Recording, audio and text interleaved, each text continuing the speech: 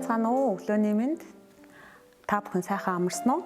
Өнөөдрийн бидний цэжлэх ишлэл Колосе номны 4-р бүлгийн 2-р ишлэл байна. Өөрсдийгөө залбиралд зориул, үүндээ талархалтайгаар сэргэг байгтун гэсэн ийм ишлэл байна. Тэгээд биднийг Бурхан руу хандуулдаг, Бурхантай харилцаа үүсгэхэд тусалдаг маш том хэрэгсэл бол залбирал байдаг. Бид залбирлаар дамжуулаад Бурханд зовлон бэрхшээлээ тоочж болдог, асуудлаа даатгаж болдог, бас талархлаа илэрхийлж болдог, Бурханыг алдаршуулан магтаж болдог. Бид магтаалаар дуугаар дамжуулж Бурхан руу хандаж болдог.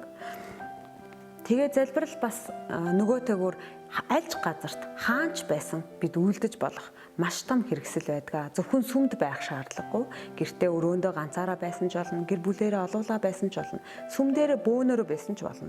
Бүгдээрээ залбиралд нээлттэй хандах хэрэгтэй. Тэгээ залбиралд өөрийгөө зориул гэдэг ийм шаардлага Бурханаас бидэнд өгөгдөжээ. Тэгэхээр залбирахгүй байна гэдэг бол Бурхантай харилцаагүй байна гэсэн утга нэгэн болж байгаа. Залбирал бол Христэд итгэгч хүний зан чанар, зан авир, бүр зуршил байх ёстой юм аа. Тэгээд залбирал ганцхан үгээр илэрхийлэгддэг, үйлдэлээр бас гардаг. Бидний амьдралдаа сонгож байгаа үйлс бүр бидний залбирал гэсэн үг. Бид үйлсээрээ Бурханд үнэнч дуулууртай Христэд итгэгч, дагалдагч гэдгээ харуулж байдаг. Тэгэхээр та үйлчлэлээрээ бас дамжуулаад Бурханд залбирлаа өргөж болдгоо. Тэгээд Теслониктээр бас уриалдаг тийм ээ. Тасралтгүй залбир гэж. Энд болохоор бүр залбиралд өөрсдийгөө бүрэн дүрэн зориулаач гэж ингэж хэлж байгаа. За залбирахдаа хоош суудаг хүмүүс байдаг болов. Тэгээд заримдаа залхуурдаг хүмүүс байдаг болов. Зарим хүмүүс ингэж ярьдаг.